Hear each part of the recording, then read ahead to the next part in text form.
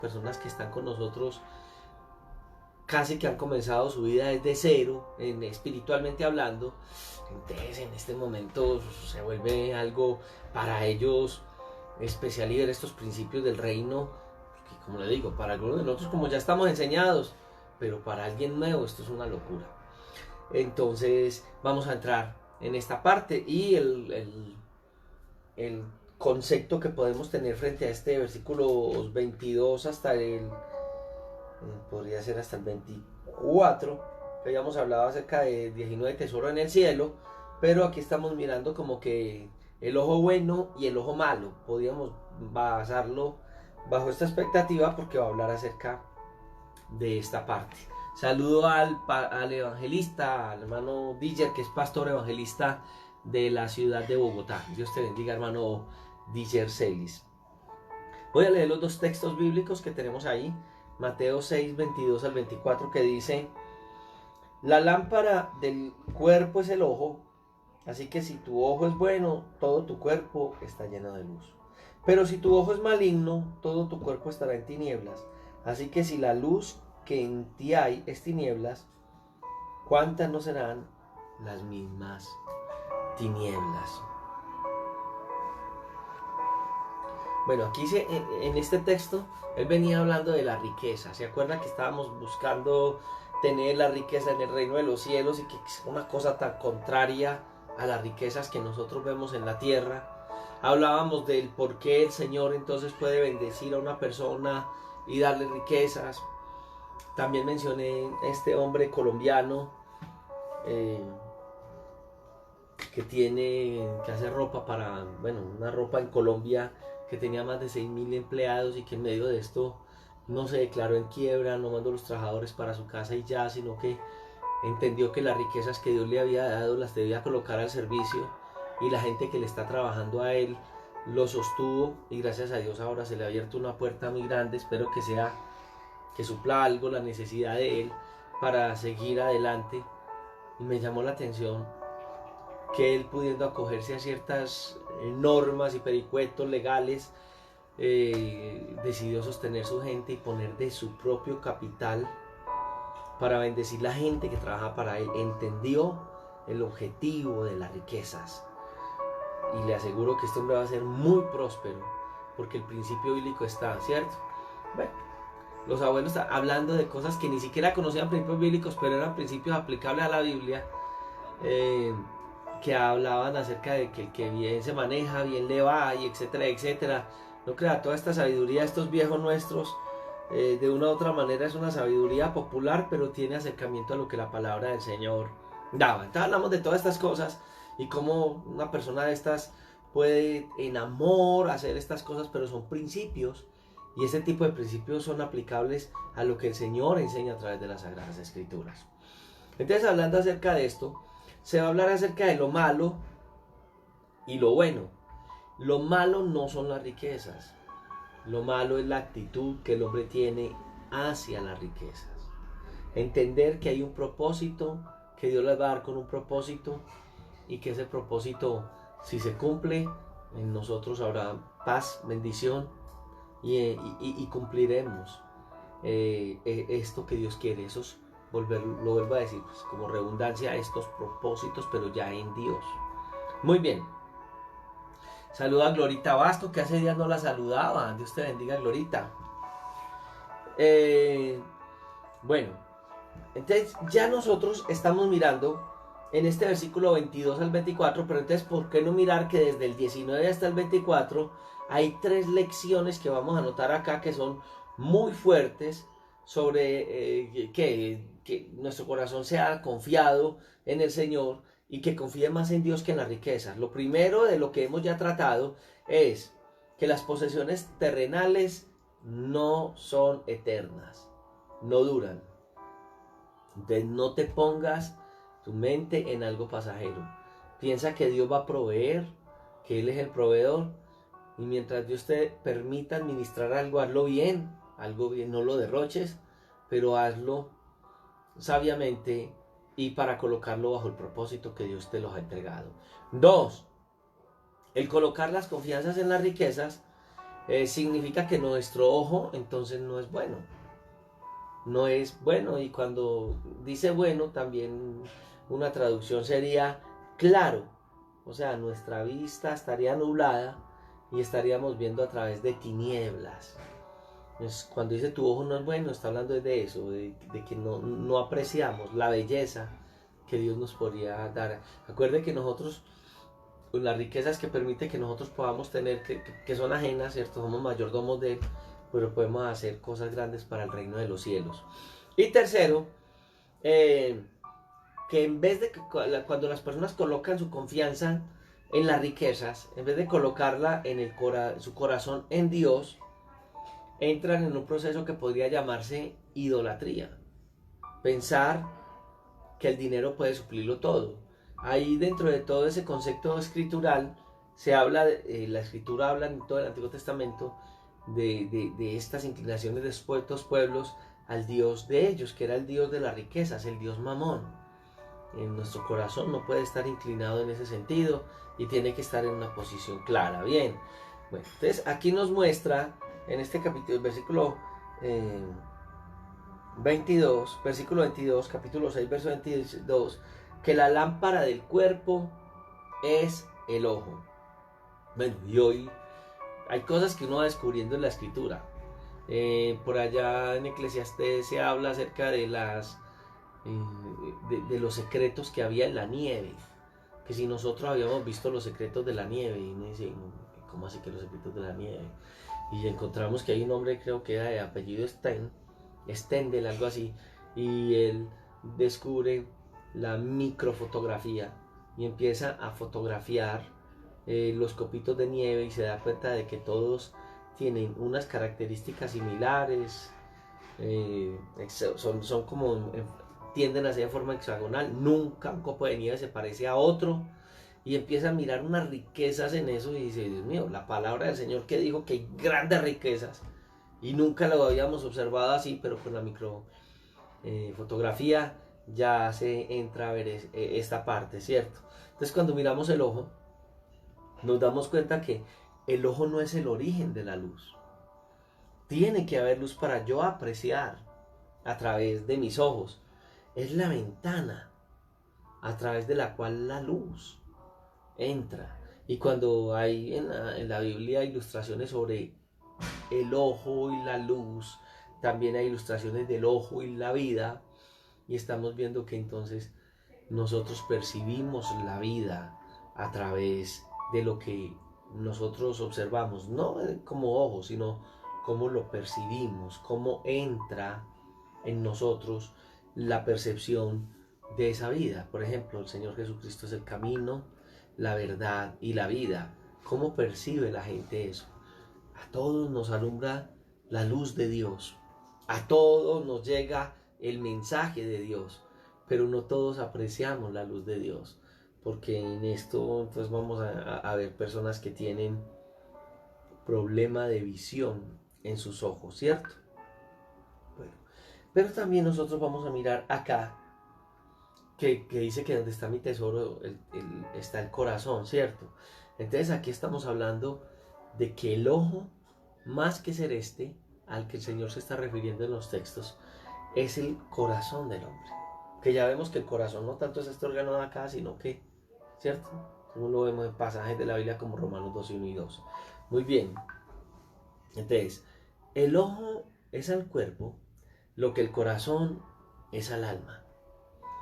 El ojo, en esta figura que la Biblia nos está colocando, tiene que ver con el concepto de cómo nosotros vemos en este texto bíblico esa mayordomía de las cosas que Dios nos ha entregado, esa mayordomía que el Señor nos ha entregado sobre las cosas materiales que ha colocado en nosotros. Entonces dice, habla del ojo bueno, y cuando habla del ojo bueno es una comparación con un ojo sano. Este año, que es el 2020, el 2020, entonces uno veía que mucha gente decía, este es el año 2020, el año de la visión perfecta. Pues déjeme decirle que el ojo bueno tiene esa visión 2020, que es una visión perfecta. Si usted me está viendo con estas gafas, entonces yo creo que esa visión 2020 mía ya se perdió un poco, ¿cierto? Y bueno, y estas no son tan, todavía leo sin ella un poco, con ellas es más fácil leer, pero una visión 2020 no necesitaría esto. Una visión 2020 es una visión totalmente clara. ¿Por qué? Porque el ojo puede hacer que uno vea dañado, con problemas, que uno vea doble. Entonces uno ver dos imágenes de un mismo objeto, ¿cierto?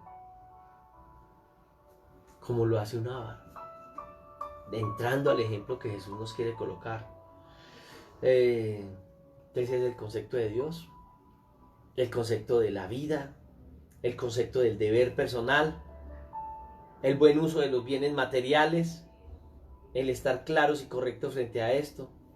Es como una ventana limpia, ¿cierto? Cuando uno tiene una ventana limpia, pues es claro y la luz entra con mucha facilidad. Esta también podría ser empañándola y entonces vería como a través de algo que no hay claridad, no hay cuando esto está limpio, cuando una ventana está limpia, un lente está limpio, nosotros podremos ver que la luz va a pasar, porque la luz no nos pertenece, es la luz que entra y entonces ilumina. Y en el caso de nosotros, en la ilustración que Cristo está colocando acá, ilumina nuestra vida.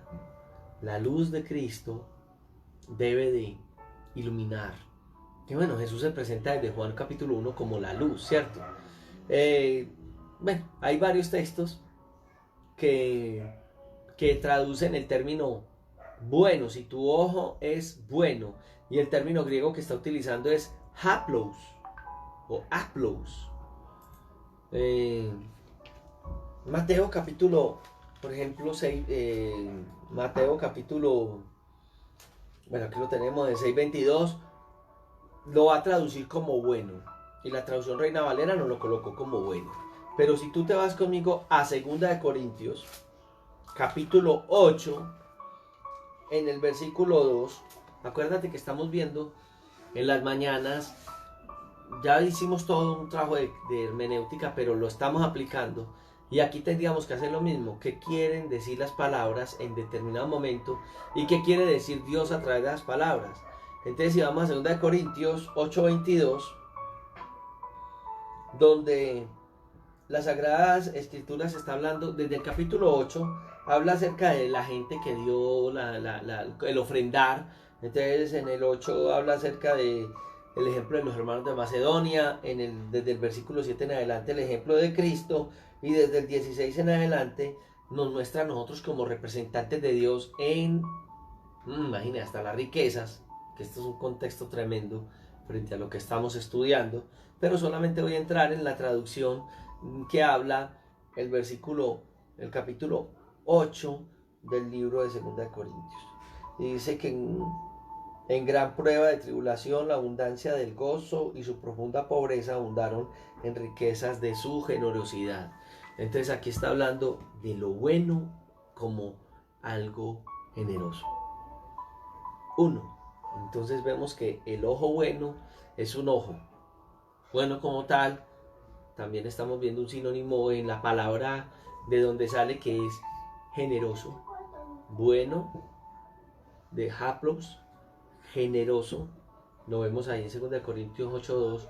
Y en el mismo 2 Corintios, en el capítulo 11, que está hablando el apóstol Pablo acerca del celo, que él tenía, ese celo santo que tenía por las cosas del Señor.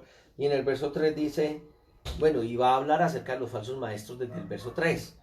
Dice, pero temo que como la serpiente con su astucia engañó a Eva, vuestros sentidos sean de alguna manera extraviados de sincera fidelidad a Cristo. O sea, un ojo bueno en la parte espiritual es la sincera fidelidad que nosotros tenemos a Dios. Entonces, Haplos aquí nos está traduciendo como bueno, en el contexto que los traductores buscaron la palabra más apropiada de 2 Corintios 8:2. En el dar hablan de generosidad, y en 2 Corintios también 11:13 ya ese haplos está traduciendo como sinceridad, pero esa sinceridad va ligada a la fidelidad que nosotros tenemos a Dios. Entonces, si tu ojo es bueno, si tú entiendes que lo que Dios coloca en tu vida debe ser dado en forma buena,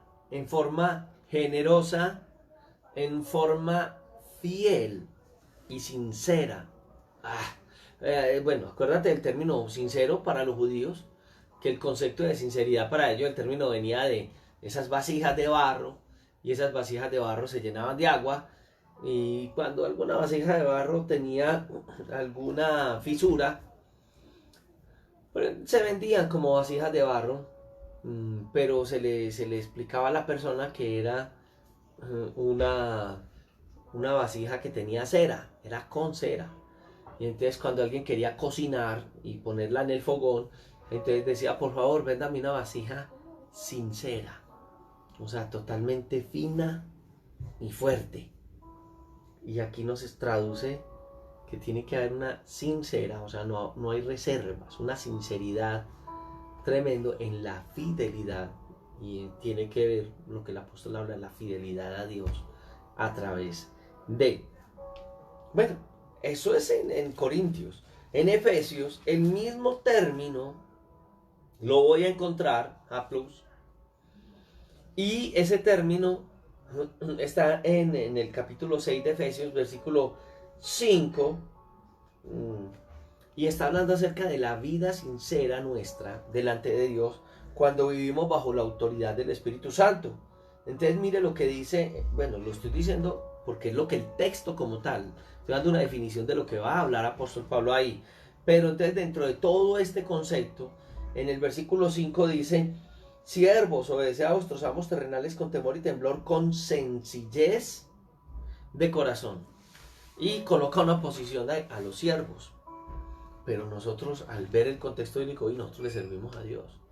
¿Con qué le servimos a Dios? Con lo que nos da, con el dinero, con las riquezas, con todo, porque es colocar nuestra vida.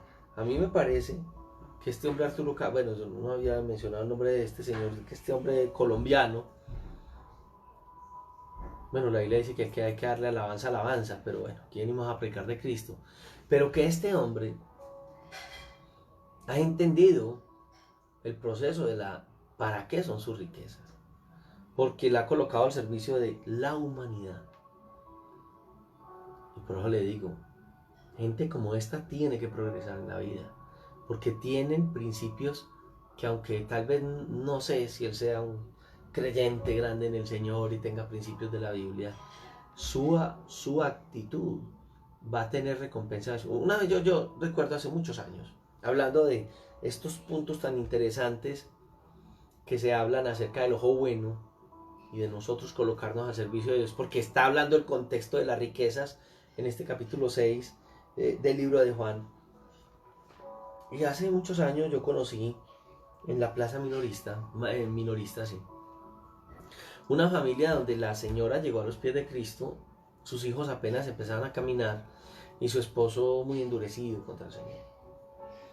Yo trabajaba con muchachos ya lo he dicho en estos días, con los muchachos drogaditos en las calles, y en la minorista nos donaban. Entonces, por cosas de la vida, alguien me dijo, ve, hablé con la señora Julana de tal, usted no la conoce, ella es una hermana en la fe, qué bueno, y ella quiere donarle a los muchachos del centro de habitación un galón de aceite, era un galón siempre en estas dimensiones, yo creo que son 5 galones que cabían ahí, de aceite, y era en ese entonces era metálico.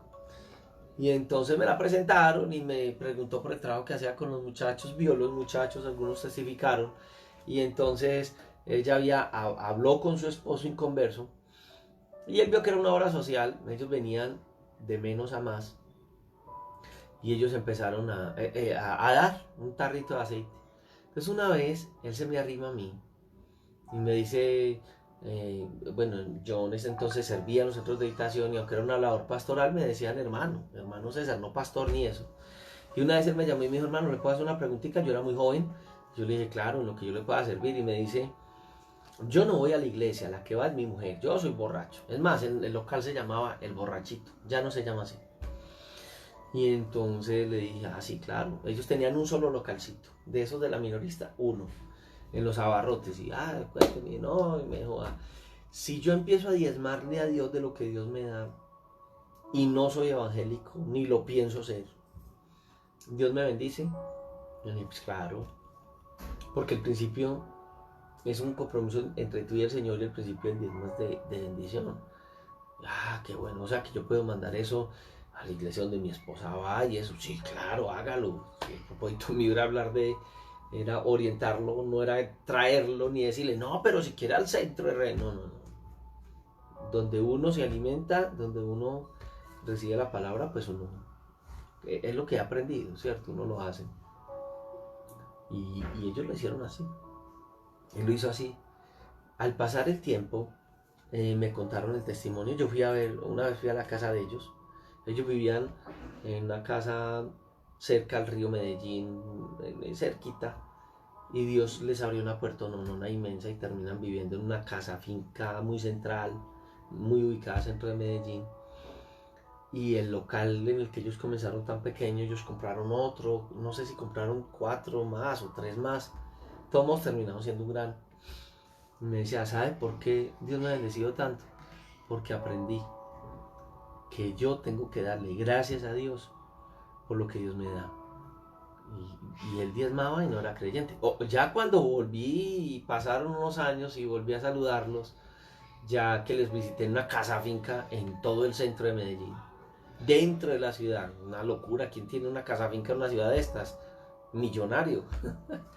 Vivía a unos minutos, ahí a 5 minutos del centro. Y Dios les dio la forma de que eso fuera de ellos. Y me decía, todo esto es el fruto de haberle sido fiel a Dios con los diezmos. Aún hoy soy creyente. Y yo la miré y le dije, te felicito, qué bueno, qué alegría. Lo saludé, fue una bendición, porque este hombre aprendió lo que era bueno, generoso, sincero, fiel para Dios. Y estoy hablando de hacerlo para el Señor.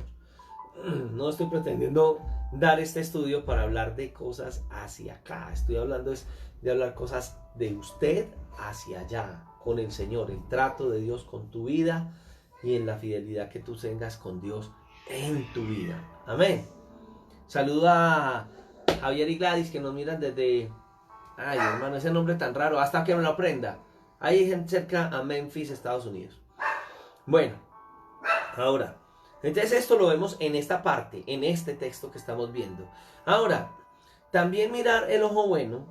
Entonces, y lo estamos viendo acá, profundizando un poquito más en esto. Entonces, ver como Dios ve a una persona con esta actitud, es una persona que tiene un corazón generosa. Sencillo, acabamos de mirar, ¿cierto? Generoso, sincero y bueno. Muy bien. Una persona que tiene esta disposición delante de Dios va a tener actitudes especiales, muy especiales. Lo vamos a mirar nosotros, esta singularidad de sencillo y bueno.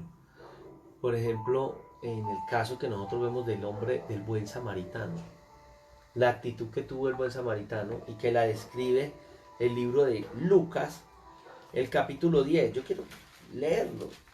Lucas capítulo 10, del verso 33 al verso 35,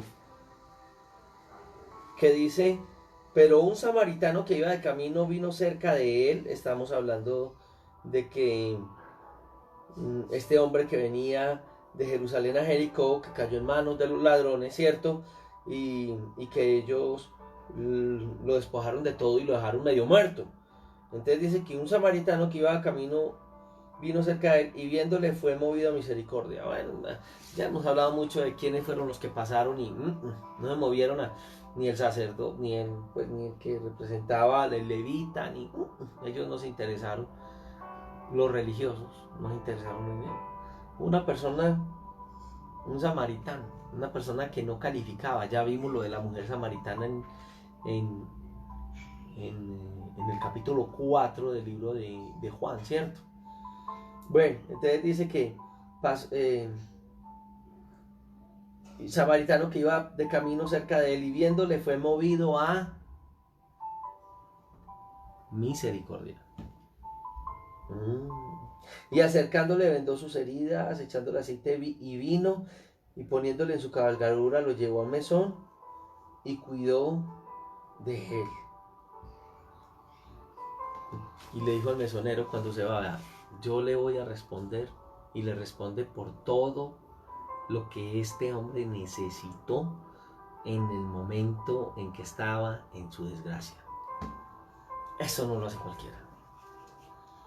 Un samaritano. Es que a veces nosotros somos muy prestos para juzgar. Todos hemos sido prestos para juzgar. Preconcebimos las personas. Me acabo de hablar de un hombre borrachito y nos daba el aceite, y no faltarle que dice: y ustedes le reciban aceite, hijo del diablo. Perdón en el término, pues que hay gente que usa unos términos, ay Dios mío, tan horribles. Hermano, qué importante tener un corazón como el de este samaritano, ¿cierto? Generoso, demasiado. ¿Quién era ese hombre? No lo conocía. Era alguien que descendía. Es más, recuerde de dónde venía, ¿cierto? ¿De dónde venía? De Jerusalén. ¿De dónde venía? De adorar al Señor. Y los samaritanos en la religión no la iban con los judíos. Y este samaritano, que los judíos les consideraban ciudadanos de tercera categoría, no deben de haber categorías, pero lo consideraban así, fue el que, qué ejemplo para también este hombre que fue despojado de todo. El samaritano, la gente habla, el buen samaritano, o sea, la buena gente. No, el samaritano eran supuestamente las malas gentes, a los que no calificaban en la religión. Fue movido a misericordia. Entendió para qué fueron sus riquezas: para ayudar al que lo necesitaba. Y no era de su gallada, no era, el término muy paisa, ¿cierto? Su grupito. No era de la iglesia donde él iba. No era de los conceptos religiosos similares a los que él tenía. No. Era un samaritano, como cualquier samaritano. Nosotros le llamamos que el buen samaritano. El samaritano movido a misericordia, le diría yo hoy, y según el término que se utiliza. Qué buena actitud. Yo hablaba ahora de un buen samaritano colombiano. Bueno, yo no sé si es samaritano o no, puede ser creyente, puede que no, pero si no lo fuera, ¿por qué no exaltar cosas? Y lo he mencionado como 2 o 3 veces. A lo mejor alguien saldrá y le dirá: por allá hay un pastor hablando de usted. No interesa, no estamos hablando lo que no es, estamos hablando cosas buenas, estamos hablando de gente que hace cosas buenas. Hay muchos más que, bueno, no tantos, pero habrán otros que hacen cosas buenas. Ojalá y tú seas uno de ellos. Ahora, Mateo 25:35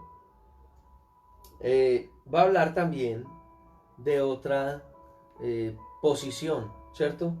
Está hablando del juicio de los gentiles cuando Cristo vuelva a la tierra. Bueno, Jesús viene hablando de la parábola de los talentos, la parábola de las 10 vírgenes, pero en esta parte escatológicamente está hablando acerca de eso, cómo va a ser el juicio a los gentiles cuando Cristo vuelva a la tierra.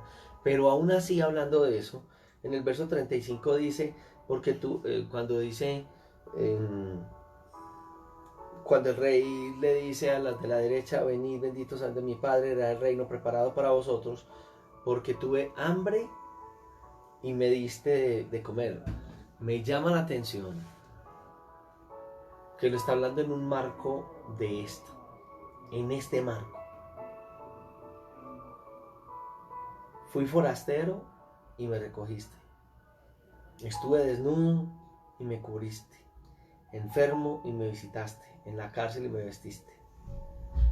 Nos vamos a llevar una sorpresa en el reino de los cielos.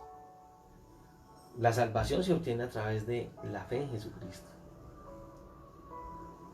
Pero a veces nosotros colocamos unas normas y unas reglas, que cuando uno mira este texto en el marco que está dado,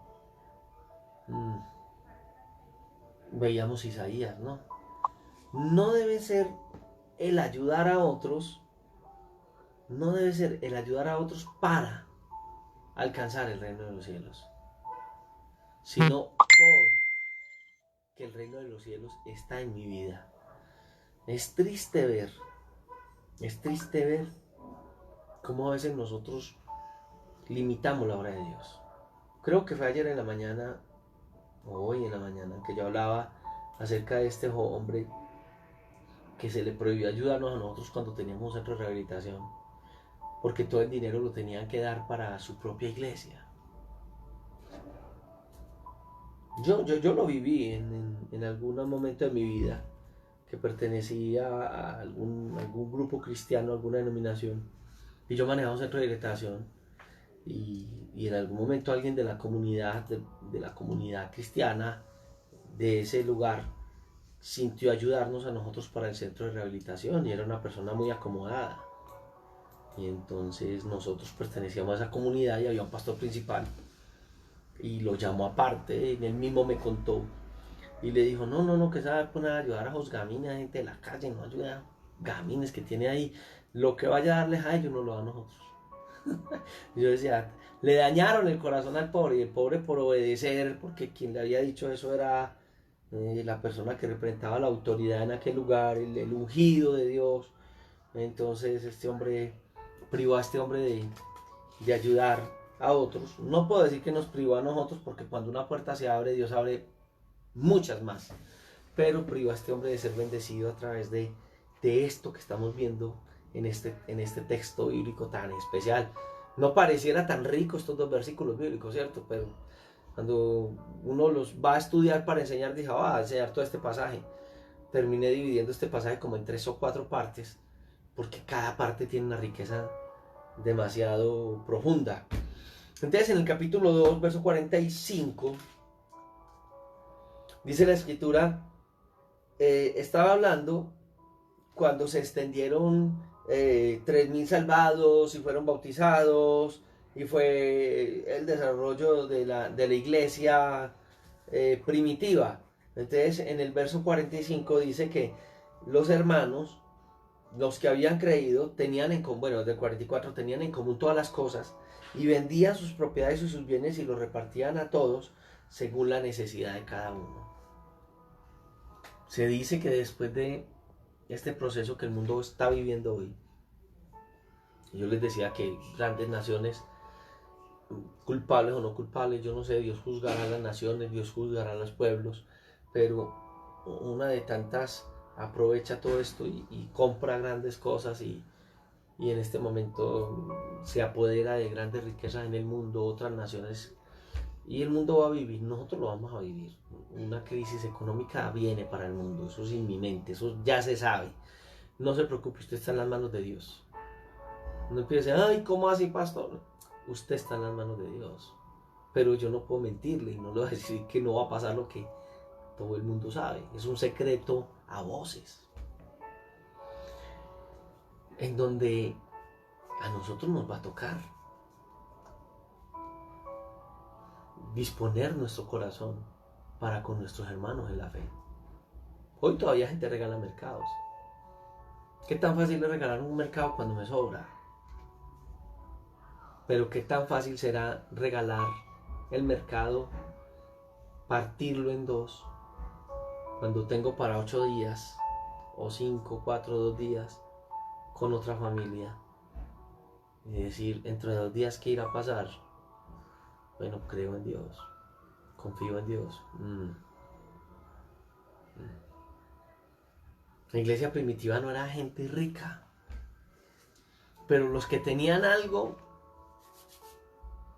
para apoyarse los unos a los otros. El ojo bueno. Pero si tu ojo es bueno, tu cuerpo, tu vida, tu relación con Dios, ay, estará llena de luz. Esto es profundo. Es muy profundo lo que la palabra del Señor nos va llevando a través del tema. El capítulo 4, versículo 32 al 37, va a hablarnos cómo los hermanos de Jerusalén pues compartían las posesiones. Y dice, y la multitud de los que habían creído era un corazón y un alma. un corazón, un alma. Y ninguno decía tener suyo nada de lo que poseía. O sea, ¿de quién era lo que poseía cada uno? Pues de cada uno. Y la gente que tenía su derecho, sus escrituras, su legalidad frente a lo de él, no decía tener nada de lo que poseía, sino que tenían todas las cosas en común. Es que ni el comunismo, porque los comunistas son los más los que manejan el comunismo, son los más ricos. Mira a Chávez cómo quedó, la familia cubana cómo viven y cómo tienen posesiones. Eso es un falso comunismo, eso nunca existió eso, pues la supuesta idea del comunismo no existió. La verdadera idea que ellos tenían, el Señor la potencializó al 100% en la iglesia primitiva.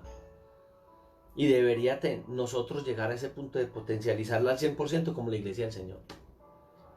Oigan al pastor, o sea que yo no puedo tener, o sea, lo que es de uno es de todos. Eso sí es difícil. Pastor, eso se dice en palabras, pero en la vida real. Y con gran poder los apóstoles daban testimonio de la resurrección del Señor, y abundante gracia era sobre todos ellos. Pues cómo no. Si ellos habían entendido y se habían metido en la mente de Cristo en sus corazones. Así que no había entre ellos ningún necesitado, porque todos los que poseían heredades y casas las vendían y traían al precio de lo vendido. Hemos intentado, yo sé que muchos hemos intentado en este momento de dificultad apoyarnos los unos en los otros. Y no dudamos, en la iglesia no dudamos decirle a los hermanos, el que necesite alguna cosa, dígalo. Algo pasará, Dios alguna puerta abrirá. No sé cómo, pero Dios abrirá alguna puerta. Es el Evangelio. Que los días van a pasar y nos vamos a ver más necesitados y no a ver que mucha gente dice, no, esto es lo mío. Primero lo mío y después lo de los demás. Bueno, es tu vida. Cuando yo veo un problema grande y lo enfrento, me doy cuenta que tengo un Dios más grande. No, ese problema no, nadie lo soluciona, ni Dios. Bueno, el Dios mío es más grande que el problema. ¿Qué va a hacer Dios? No lo sé. Pero estoy enseñado a ver al Dios por encima de las dificultades. Dios va a obrar. Y no había entre ellos ningún necesitado, porque todo lo que poseían, heredades y todo, lo vendían y traían el precio de lo vendido. Y lo ponían a los pies de los apóstoles y se repartía a cada uno según su necesidad. Que estamos hablando de hombres no codiciosos, de hombres buenos. Porque hoy en día colóquele las posesiones suyas a los pies de ciertos pseudos, ¿cierto? A ver si no compran grifería de oro para sus casas. Qué locura, hermano. Pero hoy hay gente que ama a Dios. Sigue habiendo gente que ama a Dios. Siempre hay un remanente. ¿Se acuerda ya metido en la cueva? Señor, no, es que yo no salgo de aquí porque es que si me matan, ¿quién queda? ¿Cuántas dos rodillas tenía ya el Señor ya listas? Hombres preparados. Increíble que tantos milos estaban listos para servirle a Dios.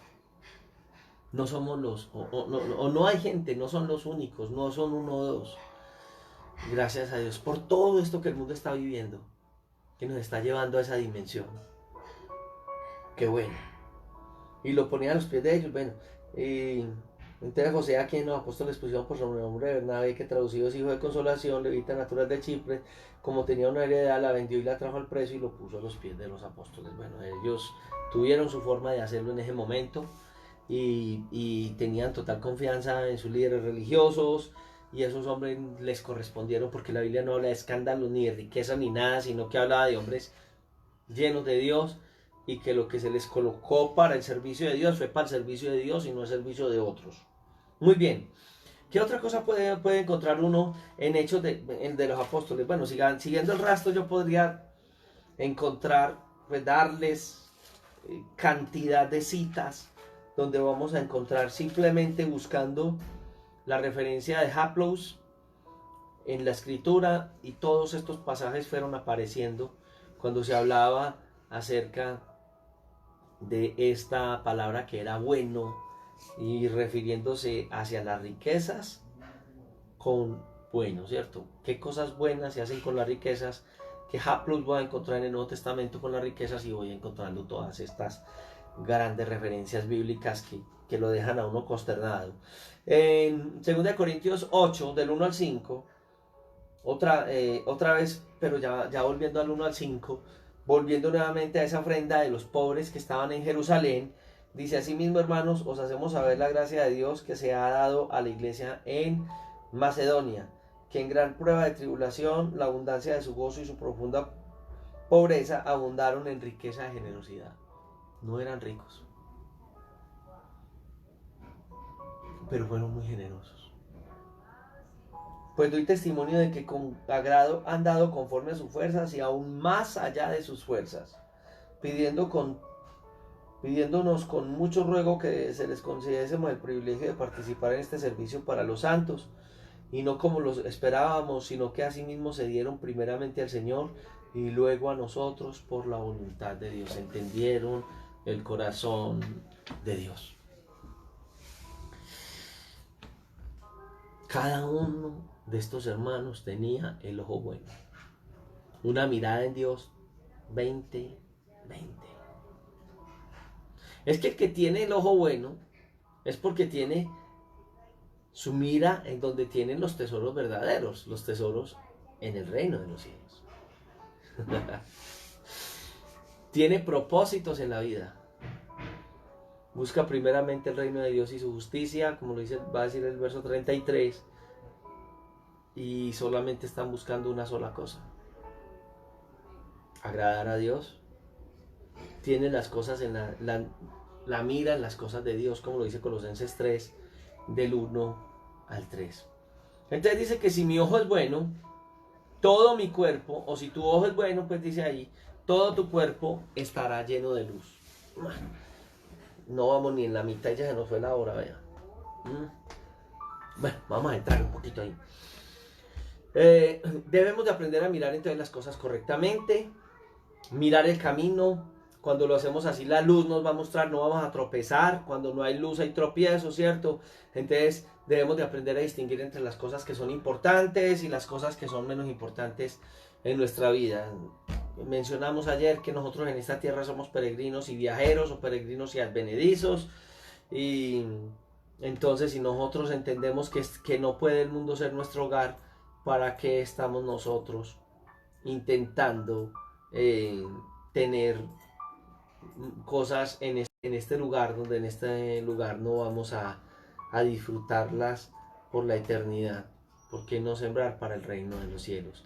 Entonces, pídale a Dios que Dios le ayude a usted a tener esa mirada, esos ojos espirituales 20-20, para que usted pueda dar buen uso de lo que Dios le da a su vida, acordarse de los pobres y los necesitados, ¿cierto? Este texto lo estuve hoy intentando recordar bien y no fui capaz de encontrarlo. Pensé que era en Mateo y no lo encontraba, y es Lucas capítulo 16. Creo que en la mañana lo intenté mencionar, pero no lo recordaba. Del 9 al 13, cuando está hablando del mayordomo injusto, ¿cierto? Que fue el hombre que le llamaron a cuentas y el hombre tenía más malas cuentas, y entonces empezó a ayudar a los otros para poder ganar con esa... Tenía que dar cuenta de su mayordomía, y supo a las otras personas apoyarlas para que cuando viniera el momento difícil lo apoyaran a él.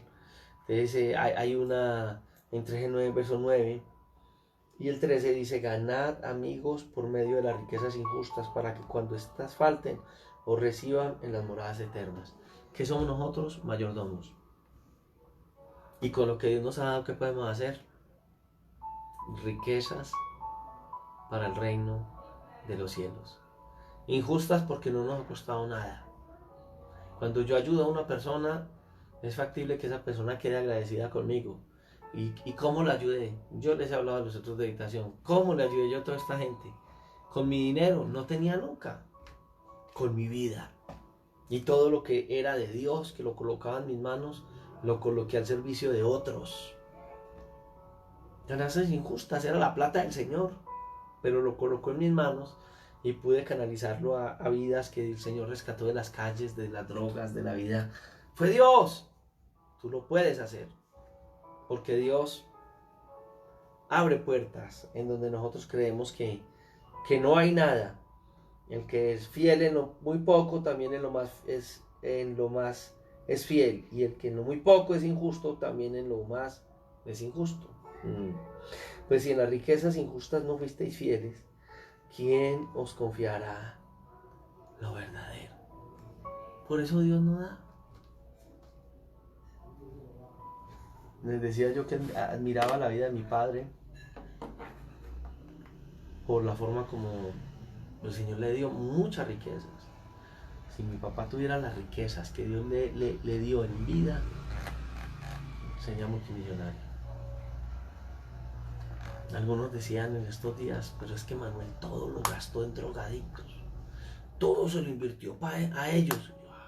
¿Y para qué Dios llamó a mi papá? A trabajar con drogadictos. Entonces, ¿qué hizo? Lo que Dios le dio, se lo dio a los que los tenía que dar. Hay quienes dicen que hay más de 10.000 personas que fueron adictas de las calles de Medellín. Está hablando de 10.000 personas, eso es una locura. Rescatadas de las calles por este señor. Hace unos años lo llamaron del Consejo de Medellín. Queremos premiarlo como el hombre del siglo o el hombre de la década. Denme mejor. Si me van a dar un premio con plática, denme la plática para darle la comida a los de la calle. Uy. ¿Para qué fama? ¿Para qué salir en televisión? Si me la dan a... no me den. Qué cosa tan loca. Está ubicado, lo que hablamos esta mañana. Está ubicado, una persona así está ubicada. Sabe que lo que Dios le ha dado ha sido Dios. Para la gloria de Dios, no para la gloria de los hombres. Qué bueno aprender de los grandes. Que todo el mundo los ve como chiquitos, pero son grandes para Dios. Qué bueno ser grande para Dios, ¿cierto? Ser grande para Dios es ser chiquito para los hombres. Ay, qué bueno ubicarnos. Estamos muy desubicados en esto. Nos han enseñado un evangelio de prosperidad y de mentiras.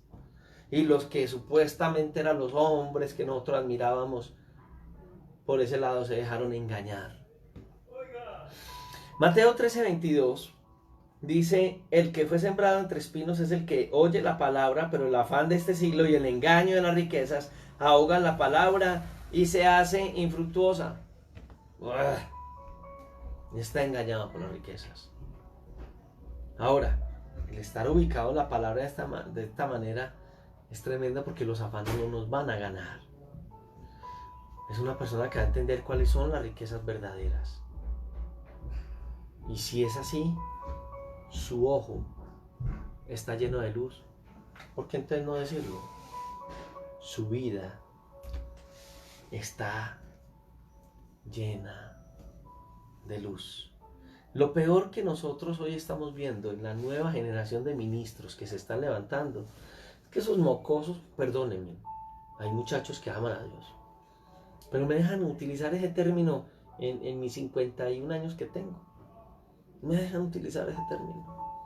Y esos mocosos que hoy se levantan, que ya quieren ser populares, que cogen una Biblia, ni la leen, ni la estudian, no van ni al seminario, no se dejan formar por la palabra, no le dedican al menos 2, 4, 6, 8 horas diarias de estudio bíblico. Son unos mocosos que cogen un micrófono y se creen Chayanne Emilio y creen que para ser buenos predicadores tienen que irse a comprar la chaqueta más brillante, más mostrona, coger un micrófono y cantar, y ni siquiera tienen un tiempo en la presencia de Dios, no tienen un corazón de Dios.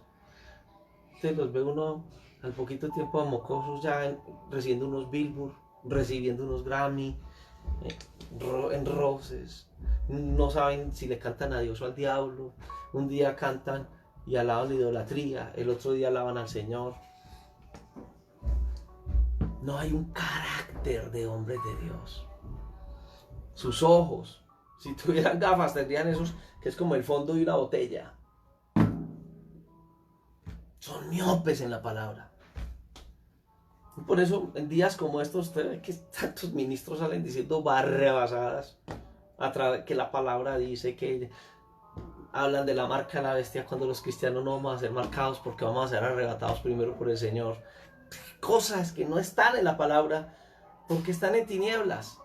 Tienen un ojo enfermo, tienen un ojo malo. En algún momento están viendo doble o hasta triple, están viendo borrosos, no tienen conceptos de Dios, no hay fundamento en la doctrina.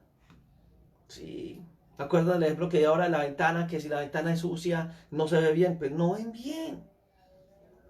Son de doble ánimo. Conozco a esos hombres de doble ánimo, que hoy están en un púlpito diciendo yo no sé qué cuántas barras basadas y al otro día están diciendo me quiero descarriar. Buscando la fama. Su cuerpo está en tinieblas. ¿La Biblia qué dice? Nadie, ahí mismo lo dice, en el mismo texto, para que lo vamos cerrando, ¿cierto?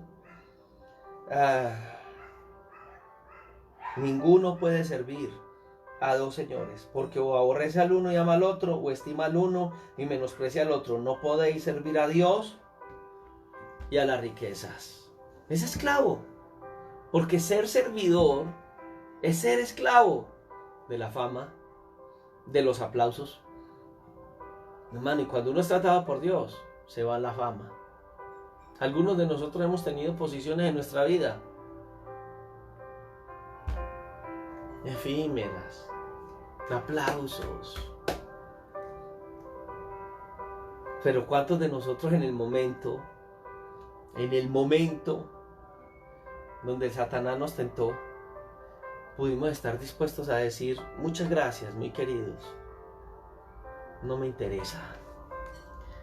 Son pocos los que han hecho eso. Y son hoy esclavos. ¿Cuántos hoy son esclavos de la fama, de la popularidad, de un nombre? Qué triste, qué triste. O aborrece al uno y ama al otro, o estima al otro, al uno y menosprecia al otro. Los Efesios por allá en Hechos 19, capítulo 19, verso 19. Quemaron los libros de la magia. Dejaron la basura. Judas, estando con el Señor, amó el dinero y aborreció a Jesús. El que ama a Mamón descuida la obra de Dios en su vida y en su ministerio. Satanás promete eso. A Jesús la tentación fue esa. Venga, yo le doy fama si postrado me adora. Pero el que lo hace será rechazado del Señor. José le dice al pueblo frente a esa situación que estaban viviendo: ustedes escojan. Seguir a esos pueblos, vivir como los pueblos. Yo escojo algo diferente a lo que ustedes están escogiendo. Esta noche es noche de escoger, hermanos y amigos. Esta es una buena noche para pensar dónde está nuestro tesoro y para pensar en nuestros ojos. ¿Hay ojos buenos en nosotros? ¿Hay ojos malos en nosotros? El Señor nos da duro a todos, a todos. No crea que solamente es de allá. El Señor también nos da duro acá. Porque los seres humanos no podemos dejarnos engañar y siempre estamos ahí. Pero esta palabra también nos ubica. Y cuando nos ubica, nos baja del avioncito y le tenemos que decir al Señor: aquí estoy, Señor. Puedes decir esta noche al Señor: aquí estoy, Señor. Mi vida está en tus manos. Gracias, Dios.